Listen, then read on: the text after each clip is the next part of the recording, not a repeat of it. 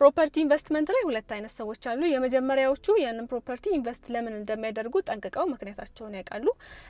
ትክክለኛ መረጃ ከየት ማግኘት እንዳለባቸው፣ ምን አይነት ጥያቄዎችን መጠየቅ እንዳለባቸውና ያኛውን ፕሮፐርቲ ኢንቨስት የሚያደርጉት ለመኖር ነው ለኢንቨስትመንት ነው፣ ኢንቨስት ባደርግበት ምን ያህል ፕሮፊታብል ሆናለሁ የሚለውን ነገር ጠንቅቀው የሚያውቁ ናቸው። ሁለተኛዎቹ ብዙ ጊዜ መግዛት ወይም ኢንቨስት ማድረጉ ላይ ነው እንጂ ትኩረታቸው ምን አይነት ፕሮፐርቲ እንደሚፈልጉ፣ ምን አይነት መረጃ ትክክለኛ መረጃ ማግኘት እንዳለባቸውና ኬት ማግኘት እንዳለባቸው ብዙ ጊዜ ጠንቅቀው አያውቁምና ፕሮፐርቲ ላይ ኢንቨስት ከማድረጋችን በፊት የራሳችንን ፍላጎት እንወቅ። አሁን ወደ ማርኬቱ ስንወጣ አንደር ኮንስትራክሽን ፕሮፐርቲዎች አሉ።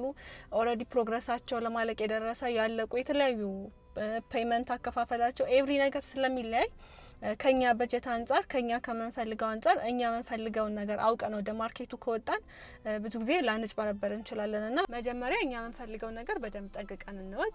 ከዛ ማርኬቱ ላይ ስላለው ሙሉ መረጃ የምናገኝበትን መንገድ ብንፈልግ ላይክ ለምሳሌ የረጅም ዓመት የስራ ልምድ ካለው ሰው ሆነስት ሆኖ ስለ ማርኬቱ የሚነግራችሁ አማካሪ ካላችሁ እነሱን ማወያየት፣ ከዚህ በፊት ኢንቨስት አድርጎ የሚያውቅ ወዳጅ ዘመድ ካላችሁ እነሱን ጥያቄዎችን መጠየቅ። እነሱ ብዙ ኤክስፒሪየንስ ስላላቸው ከእናንተ ካሰባችሁትም የተሻለ ነገር ስለ ማርኬቱ አፕዴት ብዙ ጊዜም ስለሚኖራቸው የተሻለ ነገር ሊነግራችሁ ይችላል። እንዲሁም የህግ ባለሙያዎችን ጠበቃ ካላችሁም እነሱን በደንብ ማማከር እንዳትረሱ።